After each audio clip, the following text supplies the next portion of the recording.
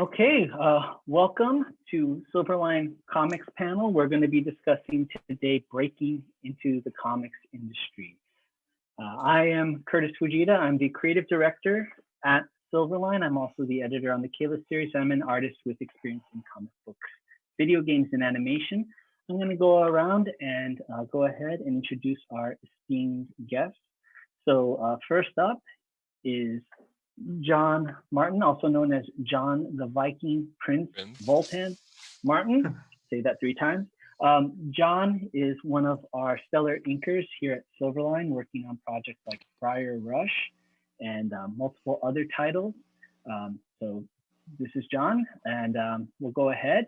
I'm going to go ahead and introduce our next panelist, which is Aaron Humphreys. Aaron is the creator of the epic webcomic series Goblins, which is nearing its completion. He's also a regular contributor to the streaming show Silverline Sunday, where he brings his insightful commentary on the comic book industry to a weekly audience. He's the penciler on Silverline Comics Friar Rush. Welcome, Aaron. Thanks, Curtis. You're welcome. You're very welcome. And next up is Tommy Florimonte. Hello. Tommy is a veteran inker of comic books, having worked for almost every major publisher out there like Marvel, Malibu, Chaos, Acclaim, and Gallant Comics. He is currently the inker on Trumps and the upcoming Champion Miss Fury books by Silverline.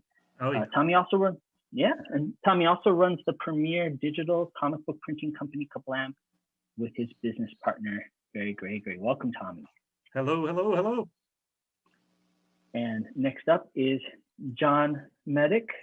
John is the creator of the independent comic sensation Sniper and Rook. He's also an editor with us at Silverline and the official historian of all things Silverline Comics, as noted by his excellent slideshow presentations, and also a regular contributor to our Wednesday Wham show. Welcome, John. Hello. Thank you. Hello, Glad to Roberta. be here. Hey. All right, and I see Roberta Conroy just entered the room, so I'm going to introduce Roberta. Roberta is an artist hailing from Los Angeles, California. She has worked in comic books, magazine publishing, and commercial art. She began her career as part of Malibu Comics' innovative digital coloring department and now works as a graphic designer by day and is coloring for Silverline Comics on the titles Cat and Mouse and the new Champion and Miss Fury comic book. Welcome, Yes. Roberta. Hello. Okay. Hello. Yeah. And also joining us is R.A. Jones. R.A. Jones has a long and storied career in comics, born and raised in Tulsa, Oklahoma, where he still resides. R.A. has been a professional writer and editor for more than 35 years. He has written some of the most beloved comic book stories ever put to print, working for powerhouses like Marvel, DC, Malibu Comics, Dark Horse, and Image Comics. In the world of prose fiction, he has written numerous novels, including the Steel Ring Saga, and he is the writer for Silverline titles Twilight Grim and White Devil. Welcome, R.A. Nice to be here. Excellent. Good to have you here. And just in is Roland Mann. You can't really have a Silverline Comics panel without Roland Mann. You can't have Silverline Comics without Roland Mann. So let's talk about it. He is the man. He is the man. He is the man. Roland Mann is a writer, professor, and former Marvel Comics editor. He's the founder and head honcho of Silverline Comics and the creator-writer of many acclaimed books like Cat and Mouse, Trumps, and Demon's Tales. He is the driving force of everything Silverline does and everything Silverline loves. Welcome, Roland. Thank you. I appreciate it. It even says head honcho on the card there. It's official. It's official. Didn't you just print that up yourself? Yeah. So, right? You could have put whatever you wanted on it. They get printed if it wasn't true. It wasn't true. This lovely card designed by Curtis, of course. Thank you. Beautiful Silverline cards. Yep. Yeah. There we go. Okay, so let's get down to the matter at hand. So we are talking about how to break into comic books. I would think every great comic book has an origin story. So I want to hear the origin story about each and every single one of you and how you first broke into comic books. So let's go ahead. I'm just going to kind of follow the way it's displayed at my screen here. So the first person up is John Martin. John, please feel free to let everybody know how you got your start in comics. my start is just resiliency, I guess. I'm lucky enough to have a couple of mentors in Dean Zachary and Mitch Faust. Good dudes. And, huh? Good dudes. Yeah. Sorry, I thought I was muted. And my first actual inking assignment was actually on an Antarctic Press book called Steam Age Wasteland that was put out by an actual Facebook group called the Collector's Corner. I ended up inking a pinup in that, so that was my first little in. And then I did with Mitch, I inked a short story for an anthology. And shortly after that all happened, Dean was telling Roland, "Hey, you need to check out this guy's inking." And at a con, and right there at that con on the first day, I was offered the job of inking Fire Rush. Excellent. Very good.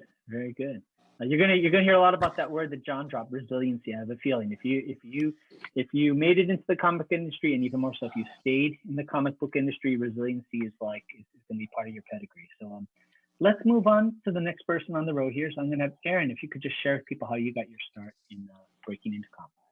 Yeah, I can. This might be. I'll break this into two parts. So I actually drew and wrote a children's book, which was published by Action Lab. So I have two kids' books. Action Lab is a comic book company, so there's kind of a weird way. Even though it's kids' books, it's in the comic book company. And the second part was the Fire Rush story, where I found out I did Fire Rush 20 years ago, and I think we all know this story. There was miscommunication. I found that I was the original penciler. I was asked, and then from there I was like, oh, I was asked to join Silverline because I was actually the penciler on Fire Rush, and that mistake was corrected or whatever. So yeah, that's how I broke in. You're a cool dude, so yeah, and I'm cool. I'm a relaxed guy, so yeah. I mean, you penciled the book, you might as well become part of the group. Yeah, right? you would think so. Roland was like, well, I guess you're really kind of already part. You might as well just officially come in. Yeah, I mean, we're using. Yeah, you're going to be drawing the book. Yeah. And for those of you who don't quite get that story, we'll refer you to this is when we need one of those little editor's notes, like the comics, right? Yeah, exactly. See stream number such and such. Yeah, it was really explained in detail on a stream. Yeah, we went out, and I'll try to dig that up and post that link. Yeah, that's a story. Yeah. It is a story. Excellent. Next up is R.A. Jones. I haven't had the chance to ever meet R.A. in person, but I've known his work for decades now. How have you not met R.A. in person? I know, right? I know. I've been everywhere. I know. I've been nowhere. That's the problem. You know. He's been everywhere, but you've been no place. Yeah. But R.A. has such a vast background. I was Roland's assistant. I used to love reading his protectors and all the scripts coming in, and I got to get first crack at looking at them. I'd be very interested to hear from you, R.A. How did you first break into comic books? My first breakthrough actually came through something that's, I guess, virtually non-existent in a physical sense anymore, the comic book fan magazine. There was a magazine being published by Fantagraphics called Amazing Heroes. That was one of the more popular fan magazines of the day back in the 1980s. And I got my start writing articles for them and wrangled my way into the position of becoming the resident comic book reviewer. So I got to hold forth and editorialize about comics twice a month.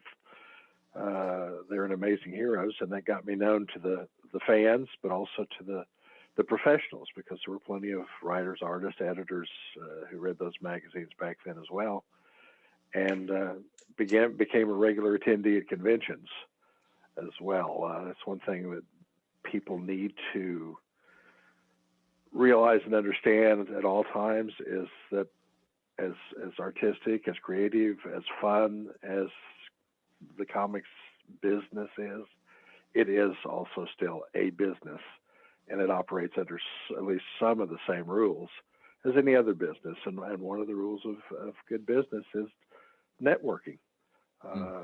It sometimes is who you know as much as what you know that counts.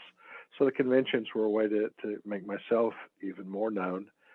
And then actually my transition from the fan side into the professional end of it initially was not as a writer per se, it was as an editor. Because of my writing in the fan magazines, I was asked to be the editor for a small comic book publisher called Elite Comics.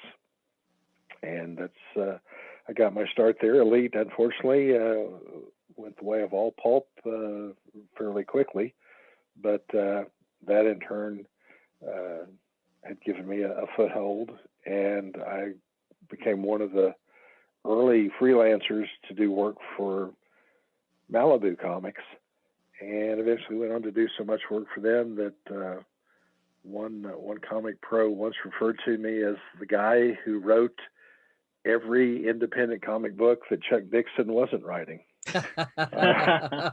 Okay. And so kind of and grew from there. Excellent. Well, we're going to turn it over to Tommy Flormonte. Tommy has a really interesting story, and we were talking about resiliency and persistence. I'm sure Tommy can talk a little bit, share a little bit about that. Yeah, I don't know about that, but no, I've always loved comics and cartoons and that kinds of. I could always, I could always draw, not professionally, but I always had a knack for being able to pick up things. And it just so happens while I was in college, I met some folks that were, I'm not going to say who they are, Roland, man, that were in the same dorm. We all went to USM, and I was doing a different field of study at the time, computer science. But I started, we were acquaintances. I don't know if we'd call ourselves friends, but we were friendly. Mm-hmm. We didn't really all hang out. We kind of hung out with the same groups of people, but we weren't like, they were a year or two above me, I guess. Mm-hmm.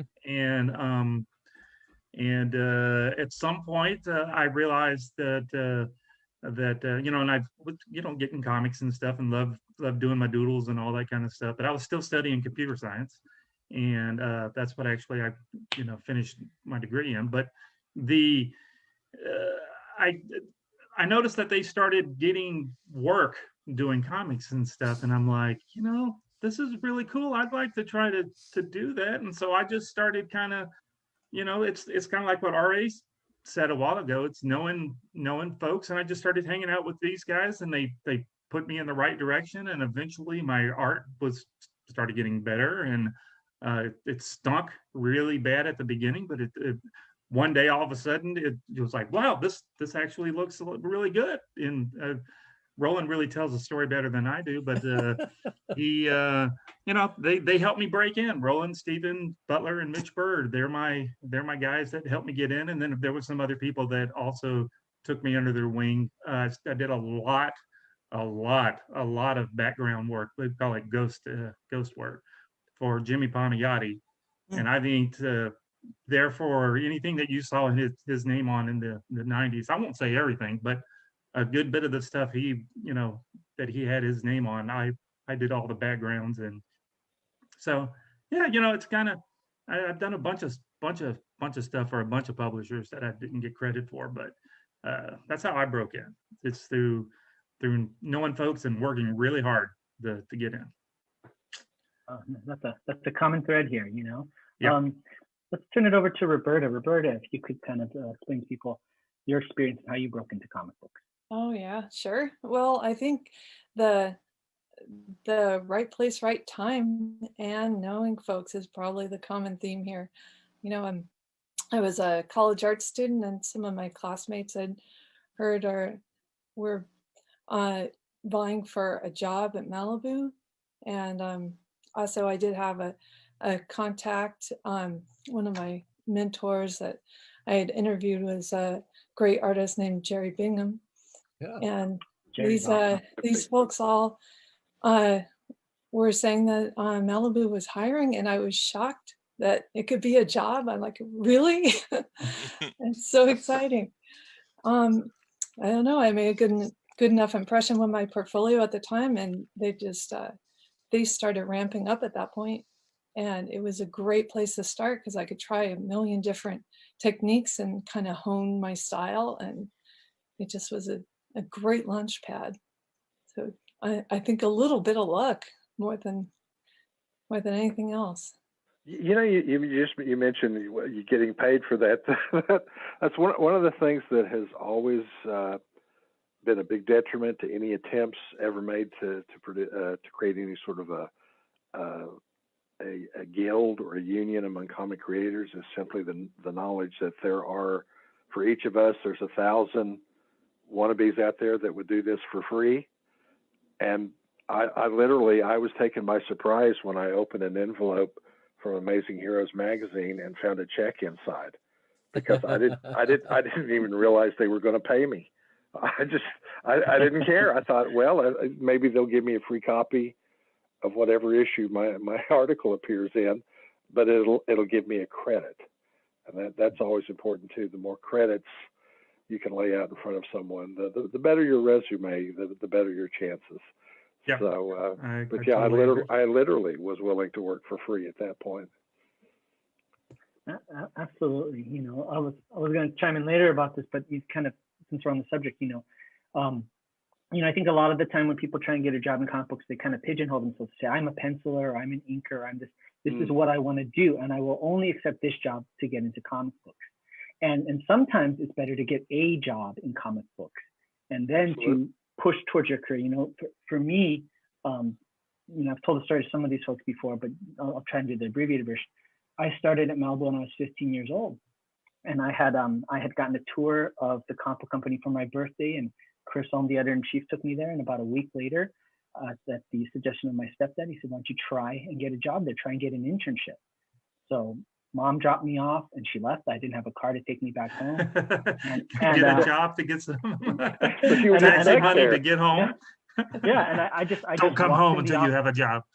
Exactly. And there was no Uber at that point. That's right. Oh no, this is like you know, 25. You know, you made a very good point too. If you go back far enough, you can find comic books that were, for instance, lettered by one of the Kubert boys. Yeah. Bill Mantlo, the writer who did so much nice work for Marvel, I think started as a colorist. Peter David's original work was in Marvel's marketing That's right. division. That's right. And if I'm not mistaken, one of the editors at Marvel, I won't use the name in case I get the wrong one, started as started as kind of a janitor there. Yeah.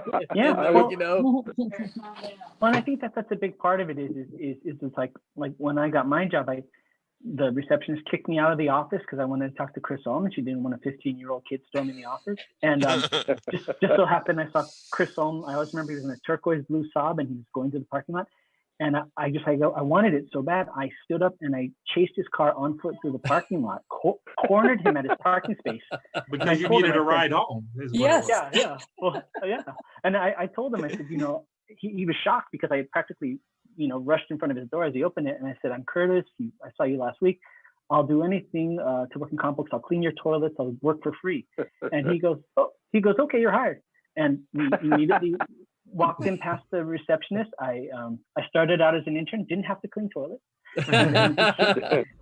and then became an editorial assistant, and then later on became a color designer. But I think that the common thread is you know, find out what they need, fill that need. You know, if it's somebody like me making copies and doing whatever, fill that need, and then you're in the system, and then you can pursue what your eventual goal is. You know.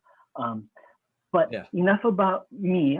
We have a couple more panels to talk about how they broke into comics. Let's start with Roland Mann. Roland, talk about how you broke into comics. Yeah, well, you know, as Tommy's already mentioned, you know, I was in, you know, I grew up in Mississippi, and Mississippi is not, you know, necessarily known as being a mecca for publishing comics, publishing any kind really, but publishing comics. And I was one of these. It's like, you know, hey, I want to work in comics, but I don't really want to go to New York City. I didn't really want to go live in a big city, you know, but I really wanted to work in comics. And at the time, if you wanted to work in comics, you pretty much, you went to Marvel or DC, and I know that there was Archie and some other, I don't even know where Archie was, to be honest with you, but I know there were some of the others out there. But really, if you wanted to work in comics, Marvel and DC in New York City is where you had to go. Now, as I got a little bit older, I realized that though there were a lot of independent companies, I didn't really know where they were too much. But I just started, submitting right and left, submitting stories, and most of them were, looking back on them now, most of them were crap. But I began collecting my rejection letters, and it wasn't until, I know John mentioned it a little bit earlier in the first panel this morning, the Speedy panel. At college, I spotted a piece of artwork on a wall that had a character that I did not recognize, and I kind of, I read a lot of the independent comics by the time I'd gotten into college, and I did not recognize the character, and so I asked the guy who was standing there, "Hey, do you know who did this?" Because it was a big painting. I still own that, actually. It's don't tell him, but it's in the barn at my parents' house. It's like where all fine art hangs out. It's like 6 foot tall, and I think you just told him. Yeah. How did I never know this? I'm the historian. Oh yeah. I never knew you owned it. I do. I have it. Yeah. You're fired, John. John, no, I think Roland's withholding. I think he is. No, I didn't even know that you still had. It's not something that's ever come up. I asked Steven if he wanted it back several years ago, and he's like, "No, you keep it, man." And I'm like, "Dude, it's so huge. I got nowhere to put it. Yeah, I don't want it anymore. Can you take it, please?" Yeah. My parents. I happen to have a 2,000-foot house, and there's only 2 of us that live in it. The same. There you go. So anyway, so I talked to Steven, and come to find out, he did it. He wanted to break into comics. I wanted to break into comics. He had said he had rejection letters, so I couldn't talk to him that night. But I said, "Hey, look, give me your telephone number, and I'll come back and I'll see you." So I did. I came back, and we spent several hours talking that evening, basically swapping, our rejections stories. And it's great because he showed me this beautiful rejection from Roger McKenzie, who Roger McKenzie denies to this day that he rejected Steven. But I saw the notes. He had scribbled notes all over Steven's artwork, and I still remember one of them, but I won't repeat here. But I've told Steven about it. I remember it.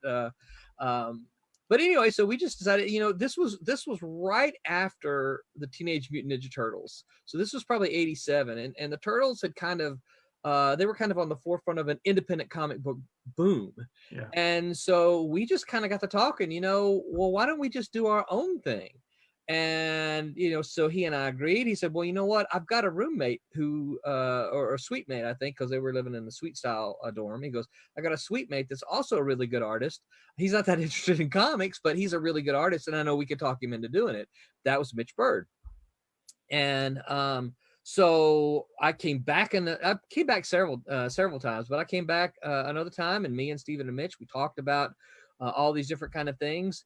I then brought in a lot of ideas that I had been working on, including stuff that I had been working with my friend Barry, to try to kind of build this little, if we're going to have Steven, we're going to have Mitch, we were obviously going to have more than one comic. And so we just decided, hey, we'll do top comics. We'll do our own thing, and we'll solicit. And we did, and we were in the catalogs, we got orders, and then we didn't have the money to do it. So we took the copies that we had then and like a shotgun blast, sent them out to all the independent comic companies. First we went with EF Graphics. Ultimately, then we ended up at Aircell. And basically once Aircell agreed to do the book, it was a lot easier to get other work because they would answer the phone, right? It's like, okay, you're the guy who does cat and mouse. Yeah, let me talk to, let me pick somebody in the directory. And they would push me through because I was the guy that did cat and mouse. And so I started calling up and begging for work, essentially. Hey, Tom, you got anything else? Hey, Tom. Now, I will tell you this, and all publishers do this. They never, ever, ever, ever have work when you call. They don't. They don't. But what they do is they know what you don't, you can't be pushy, but you alert them to the fact that you're looking for more work. I remember a time I called Tom I said, Tom, I'm looking for more work. I'll do anything, kind of like Ari was saying. I'll write something for free. Just give me some more work, right? Right. Tom said Tom on the who? phone, Not Tom me, Mason. Tom. No. Mason. Tom Mason, who was the creative director at Malibu Yep. At the time. And I think they kind of shared editorial duties. He said, I got nothing for you. He goes, but I'll keep you in mind. The very next day, he called me back. Hey, we got a project for you. And that's kind of the way it works. That's great. Well, Roland's story is interesting. And one of the things that I'm assuming people watching this want to break into comic books. I mean, that's the name of the panel. The secret is you can break into comic books today. Yeah. And all that is make your own comic book. Make a comic. Yeah. I'm not saying you're going to make a great comic book, a good comic book, or to be frank, even a decent comic book. But you can be in the comic book industry today if you make your own comic book. Now, breaking into having another company publish your stuff is a completely different narrative that we can discuss. But you don't like what Roland did. You don't have to wait for somebody's permission. Yeah, you don't need permission to create a comic book. And in this day and age, and name drop here, with companies like Tommy's company, Kablam. Yep, we can print it, and it'll look like a comic book. We print comics for anybody. So like this. Well, a tool that's available to everybody now, and I would encourage them to use them. A tool that was not available when Roland and I were breaking in, and that, of course, is simply the computer, the internet. Yes, you put it online. It's if you have to get your start by producing your own online comics, there's nothing wrong with that. Again, it gets your work out there, and once it's out there. It was an epiphany I had as a teenager when I suddenly realized, there's very little chance that Stan Lee is going to just happen to be walking past my front door and knock on it and say, I had a feeling there was a comic book writer here. I would have to do something instead to go to Stan Lee. Figuratively speaking. Ari, did you really just mention the internet? He's heard of it before. It's a bunch of tubes, isn't it? It's connected. It's connected by wires somehow. But I am aware of it. With a string between the two. I will say that I thought it was funny when Curtis was talking about making your own comic book. He's like, look, just you're gonna make it. It's gonna suck. Just know it's gonna suck. Like it's going to be horrible. And I was kind of funny. I was like, well, yeah, I guess going in, but it was just the way you said it. It was like, it's just not going to turn out good. I'm like, oh, but you know what? But you're doing it. But you're doing it. Oh yeah. Like it. You got to get past the suck. I think that's what he's trying to say. But it was just, I don't know, it was just kind of funny the way it came out. Well, what I meant is more than anything is it's not necessarily. Oh, you can't take it back now. No. Hey, I'm the moderator. I get to take back stuff on this. Oh, okay. No, but I figured, the thing is, you may have varying degrees of reception, is what it boils down to. But you will have created a comic book. Now, you may be that person that creates it, and it flies off the shelf, and good for you. But you're still creating comic books. Another thing. Another thing to remember here too. Yeah. Another thing to remember is I talked about always treating our business as a business. The same is true of our talents, our skills. I remember reading, for those old enough to remember the Beatles, early in their career, they would perform in these sleazy nightclubs in Germany, where they would play for hours and hours and hours to drunken audiences that were slinging beer bottles around. But it said that it was during those hours, those nights, that they really, really honed their skills as musicians, because of doing it over and over and over again. And Thomas, you might could speak to that with artists. It's incredible sometimes. You see art samples from a young man or woman, and then as little as 6 months later, see a new set of samples from that same artist, and see a huge leap forward in the skill, the talent that's shown there. And it's like anything else. You learn in part by doing. It seems so obvious, but sometimes you have to remind writers, especially, if you want to be a writer, you have to write. If you want to be an artist, you have to draw. And again, like I say, the online comics or whatever it takes, if nothing else, it allows you to hone those skills, to the point where hopefully you will reach that level of professionalism that others will recognize and appreciate and want to use. You're absolutely right, Ra. And I think, a lot of people, I think, look at creative talents as something that you're born with. You're born with the ability to just draw. And while, I'm not going to argue that people aren't, there aren't some people more inclined to do something than the other. Well, it's like, it's like sports. You can't pick up a baseball and throw a 90-mile-hour strike just immediately. Yeah. You've got to practice and you've got to throw hundreds and hundreds of pitches before you can develop a curveball, before you can, and I don't understand why so many artists, and by artists, I mean writers, pencilers, inkers, I don't understand why so many artists think they don't have to do that. It's like, I don't have to throw 1,000 pitches before I can, develop a really nasty curveball. It's like, well, no, yes, you do. You have to do this work. Before we go on, we haven't heard from John yet. I want to make sure we have some time before because we're starting to that we hear from John Medic about his origin and his background. So, John, you've been very patiently waiting. Let's hear about how you got into comics. He's got a PowerPoint. He's got a PowerPoint. No, but I'll have one next hour. Thanks, Curtis. And no, it was a great conversation, so I was enjoying following along. Mine was kind of a combination of what everybody was saying, a little bit of tenacity, a little bit of right place at right time. When I was in high school, I was a voracious comic book reader, and I did letter writing. So I didn't necessarily do articles, but I did write to comics that I liked. There happened to be this one guy named, this one guy that happened to be named Roland Mann. Oh, Roland again. Yeah, I know, right? Who happened to print my issue, what's it called? My letter in issue 12 of Cat and Mouse, available on eBay everywhere. If you want to see my first published something, it's a horribly written letter. I'm reading it. I'm like, oh my God, shoot you now. But actually that turned into pen paling back in the day when you had to write on paper and put it in an envelope and mail it. Stuff that I hear that RJ would know, RA would know about. Yeah. So from there, Roland became my mentor. I had a creative writing class in high school senior year. I wrote my big project as if it was a comic.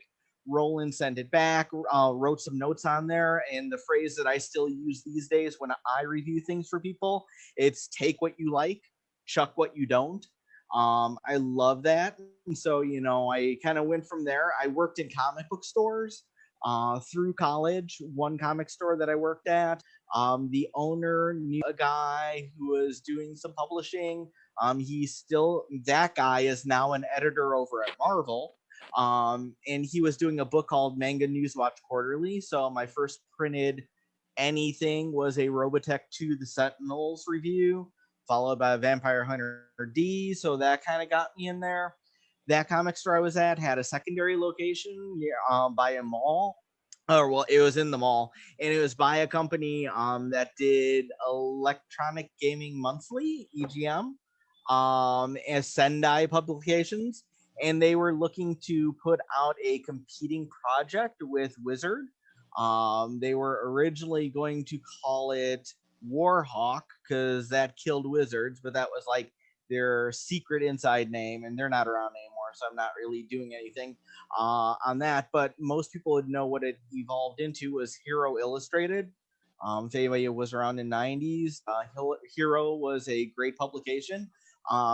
They actually tracked me down at the comic book store and took me in for my first real interview, offered me assistant editor of Hero Illustrated pre-launch. I was excited. I was stoked. I was in college. I was living at home, and mom and dad said I couldn't take it because I'd have to drop out of school. So I didn't do that. Went to another comic store and started creating my own characters. And then eventually just said, hey, I'm just going to self-publish. and I've been self-publishing since '99.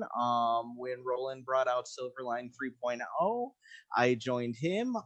There was plans actually prior to the rebirth of Silverline in 3.0 for the Silverline universe of characters to merge with my Beta 3 comic characters, and that is moving forward under the Silverline banner where it should have always been. It's just being home. So, yep, that's my story.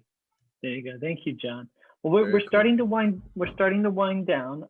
So I had so many thoughts of subjects and things like that, but you can obviously hear we're all passionate about this and have a lot of different experiences. What I'd say is let's finish up briefly. Maybe if everybody would feel free just to kind of briefly give a parting piece of advice to somebody that's trying to break into comics. And I'm going to just to kind of keep it succinct. I'm just going to go down the row so everybody gets their time to say something, and then we'll wrap it up. So just a quick piece of advice.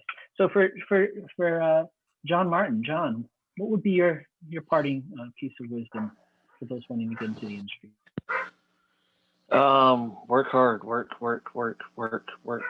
practice. Go to conventions, get critiques, listen to those critiques, no matter how harsh they sound. Go back home, analyze take it in, go over the critiques in your head, look at what they were talking about, and then figure out how to best apply it. And then go back and get that critique again, because I notice that people, that artists, if they critique you and you come back and you show that you listened and you improved, that they will talk to you. You notice they warm up to you a little bit. They lean in a little more and they start talking about other things, and they don't talk to you the way they did the first time. It's a little, and they're giving you more things, and then you come back and then they're like, then they start really talking. It's like, you're really getting there, So that's the best thing I could say. Yeah. Great advice. Aaron, what about yourself? What would be your piece of wisdom that you'd like to share with? Probably the tenacity to finish what you started. This is probably the number one killer I see of a lot of independents.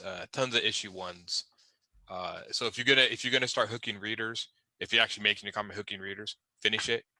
Even if it's you don't want to finish some, that way you get a completed story. And that just goes to the dedication to the work. And I think that just goes into the dedication of loving the craft. If you actually love the process of making comics, you'll be much more apt to go through and finish it than if you just are in love with the actual outcome of, I have a comic book, give it to a friend. You have to love the process. And I get that way too. By the time I'm done with the comic, people are like, oh, you created a comic, I'm like, yeah, okay, that's cool, but I got new stuff coming. See, I'm already in love with what I'm doing.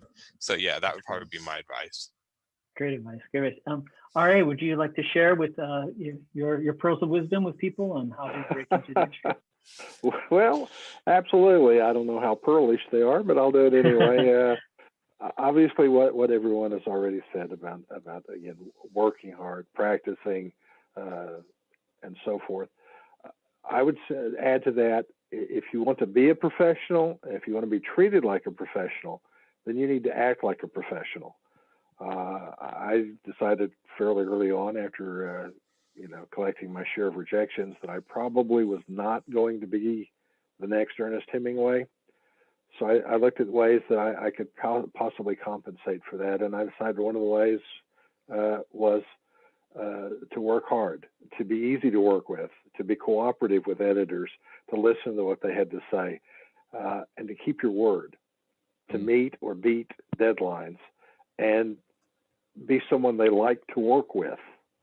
And that can be as important as the fact that they like the work you do. Yeah. And I would also tell you that there is a psychological element to this as well, a hurdle that has to be overcome if you're going to make it. And that is simply that fear of rejection that we all have. And it is usually somewhat exaggerated. There's almost no chance that any editor is going to take the time to send you a scathing rejection telling you you're worthless and have no talent at all. They'll probably just say thanks, but no thanks. And rejection stings, but it doesn't kill. So you have to move past that, and you have to be willing to accept the rejection. And if you can do that, as I say, have a professional attitude about it, that increases your chances dramatically as far as finding people then who will in turn seek you out as someone they want to work with. Excellent advice. Tommy, what about yourself? What would you like to share with everybody? There's not a whole lot left. You guys have really hit on pretty much everything. The only thing I can really add, which helped me, and I think it would help a lot of beginner folks, is just to, I mean, you're not going to be friends with everybody, but try to be friendly with as many people as you possibly can. Don't burn any bridges just because you get a bad rejection or anything like that. Just take it for what it is and learn from it, get better. But try to know as many people as you possibly know that are already in, without pestering them like I did. But but just try to be friendly with everybody. Try to be somebody that Roman and I have talked about this a ton of times. You may not be the best person for the job, but if you're the one that they like to hang around and work with and stuff, you'll get the job. Yep. Even though this other guy might be better, but it's like, I really like Thomas. He is a fun guy to be with, to work with. He's going to help promote the book. He's going to be a great guy. He's going to be on time. So know as many people as you possibly can. Don't pester people. I don't know how to explain where that line is, because I know I go over it. But know as many people as possible, and be friendly, and and everything else everybody said so far, and I'm sure what everybody's going to say after me, I'm going to add all that stuff on there too. Excellent. Roberta, how about yourself? What would you recommend for people trying to break into? Like Thomas said, there's not much left in the advice, but I'll try to. Some of the insights I think are the most important is observing the world, not just being in a microcosm, because I absorb a lot when I go out in the world and I'm part of comics. Some part of me is saying, I like how this lighting is, or I like the shapes that this person just made. And it just becomes part of your arsenal of seeing the world. That's right. That's a great point, Roberta. I've always said that about writers, that everything a writer sees, hears, tastes, touch can be research. In that it can add to their ability then to convey that in words. And the same obviously is very true for artists as well. You're right. Yeah. I'm adding on what she said onto mine. So Tommy's gonna get all the credit. Just that's right. There you go. So Roland, parting piece of wisdom for everybody. Sure. I mean, I'm going to ditto what everybody else just said. And I think the only thing that I would add to that, and I think it was mentioned earlier, is that just do it. Do it. Don't sit around and wait for the opportunity. There's plenty of people out there who want to make comics. And if you're a penciler, or if you're an inker, or if you're a colorist, or if you're a writer, whatever, find other people who want to make comics and just do it. Mm-hmm. And even if you think, well, I did this comic, but not very many people are going to see it. That's okay. You did a comic. And the next comic, more people are going to see it. And the next comic, more people are going to see that. And meanwhile, you're going to get better, and you're going to, increase your own network of people that you know. So like Nike says, just do it. Excellent. John Medic, parting piece of wisdom for everybody? Well, when I do reviews and people are talking to me about wanting to work on one of my titles, I would definitely say for artists, please have more in your portfolio than just pinups. Pinups are great. They can show. All I can do, John, is pinups. What's that? That's all I can draw is pinups. That's all I know how to do. Oh, that's not true. I've seen some of your other amazing work, liar. But no. We also like to see that you can tell a story. So sequential pages, definitely very important. I came across a couple people over the years who said, "Oh, I just want to be a cover artist." Well, that's something that you grow into. Nobody just comes in as a cover artist. And then writers, if you're interested in writing, you need to have more than just like the initial pitch, just like, oh, I've got this idea. Well, kind of grow that idea. So that way, if people want a deeper dive and more of an analysis, you actually have something to provide to them. So that would be some of my suggestions. Great. Well, for me, I would just, my little contribution is, I was watching a documentary with the wife last night. It was about Comic-Con, and they followed two pencilers trying to get work and going through portfolio reviews. And one of them was up to snuff and got hired. One of them wasn't. The thing that was interesting is how they handled criticism. And you could see one of the guys, the guy that didn't get any work, was so dejected when they wouldn't hire him and was so upset. And I think the realization is this. I think everybody, when you really get disappointed, you're always going to be hurt by rejection. But Yeah. a lot of people get hurt by rejection when they realize that they were only willing to put in this amount of effort. And when they find out that the goalpost has moved and it's going to cost this much effort and time, that's where they have a problem, because it's not worth it to them. If you really love something, then when the goalpost moves, you're willing to put in that extra effort. But I think a lot of times people get frustrated with rejection is when they said to them, this is all I can do. This is all I can afford to do. This is all I want to do. Yeah. So, you have to not put the expectation of, it's an origin story. You can't put the expectation of where that story ends. You're going to be in it. You're going to navigate it, but it's not up to you to dictate how much more work, how far it's going to take, what it's going to take. You have to be open to that experience, and your success will be completely relative to the amount of effort and your tenacity. I mean, we talked about tenacity. So keep that in mind. We're going to finish up here. So we're just going to finish up with, I'm going to say how to find me online. Everybody else is going to say where they can find you online, carrier pigeon, whatever your method of finding you online is. Feel free to share it.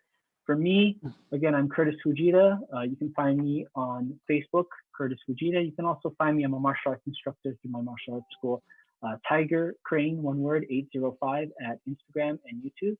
And I'm going to go ahead and pass the mic over to John Martin. John, where can the people find you? Well, I've done a whole lot of changing, trying to work on some sort of branding here. So you see that little that long name that's printed up down at the base of this square that you see me in. Yes, if you type that in, you can find me. All right, that's John the Viking Prince Voltan Martin. Okay. All right, Aaron Humphreys. Aaron, where can folks find you? You find me on Facebook. My name, Aaron Humphreys, or Humphreys Illustration, just one word. It's also the name of my website. You find me on Instagram at ALH3810, which I really need to change that. I put that on there and it's stuck, but I really need to change something else. That might be changing soon. If it changes again, it would be Humphreys Illustration. It's what I will change it to if you're confused. But that's it so far. Oh, and then on Webtoons, you can find my Goblins comic on Webtoons, which I should be updating again here soon, starting to update. Just getting close to completion, right? Yes, it is getting close. That's very close. Cool. And for RA, I know it. How can people, if not find you online, how can they stay abreast of your work, or what projects do you have coming up? Well, actually, I do it very, very rarely, I'm afraid, but I actually am on Facebook occasionally. So RA Jones on Facebook.